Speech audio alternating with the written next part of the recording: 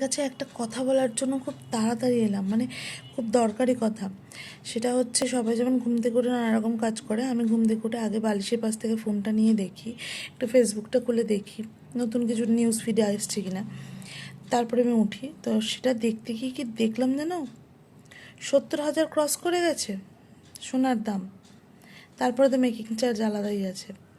তো যারা যারা আমার শুভাকাঙ্ক্ষী, যারা যারা আমার জন্য ভাবে যে আমার দুটো মেয়ে অনেক গয়না বানাতে হবে, আমি তাদেরকে চিন্তা কোনো দিন মুক্ত করতে পারবো না? 70,000 টাকা যদি সোনার দাম হয়, আমি কি করে বানাবো? একটা না, আবার দুটো করে কি করে বানাবো বলো?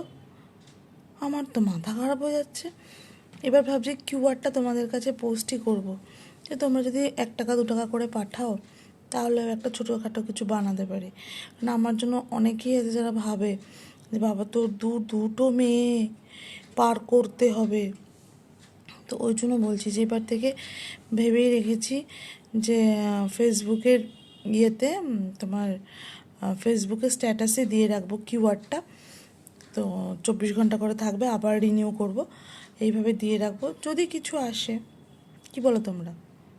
এরকমই করি নাকি? ডামাডোলের বাজারে যেটুকু যা হয় আর কি।